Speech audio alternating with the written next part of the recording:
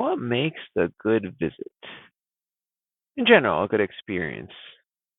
Whether you go get your blood drawn, see the doctor, have a meal at a restaurant. I realize it's mainly how what glasses you put on the person, the customer, if you will, the client.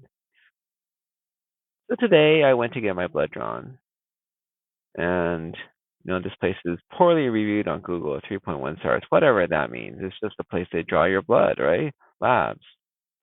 Lady was very friendly. They got me in quickly, and then she drew my blood. I mean, it hurts when they prick you. Try to distract myself. Goes away. After that, you don't feel it after they get the butterfly needle in.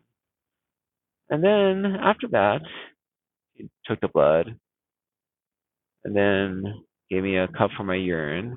And then realized she needed some more vials. She forgot to do the lavender. So she had to poke me again. I'd still give her a 5 though, because I could forgive that. And I realized this. The main question is, how do you give the customer an attitude such that they could forgive minor shortcomings, that they could overlook stuff? Not that they consciously make an effort to overlook stuff, but they unconsciously just overlook stuff. Let me explain more specifically what I mean. So there's different people I work at work, MAs, LVNs. They do stuff like room the patient, get vitals, all stuff that's really, really simple. I mean, MAs, they just go to school for a few months. LVNs go to school for a few more months. I think it's literally like 6 months. So, yeah. So basically, they have a few tasks. They room the patient, they, get vitals, blood pressure, temperature, blah, blah, blah. They are supposed to do medicines, supposed to go over it, see what medicines you're taking, mark it. I still have to review it. And I think that's about it. And then afterwards, make follow up appointments and stuff like that. But guess what? There is this one MA who missed the vital signs. She didn't put it in. She had done them, the patients that are sitting there, and marked it as ready, but I had literally no blood pressure. She had to wait. I was like, how could you do that? That's like a basic part of your job. Like, that's the most basic part of your job.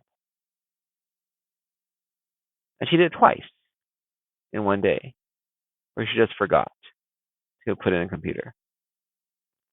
And I'm thinking, what a horrible assistant. I didn't think about the other stuff she did well. Now, on the contrary, the day prior, I had this wonderful nurse, very proactive, very upbeat, could find nothing wrong with him. And then I realized, wait a minute. If I really objectively look back, there was something wrong. He didn't put it in order correctly. It took him a while to figure out how to do it. He had to ask someone else for help. It's a minor thing, you could say. And I completely overlooked it. I think the key point is I didn't even realize that if I didn't review critically to see if there's anything I could criticize him for. And that's the beauty of perspective. If you imagine changing someone's perspective about you, then everything's forgiven or everything's criticized, regardless if you did something right. The key is how do you establish this perspective, this view of you? First, most important thing to do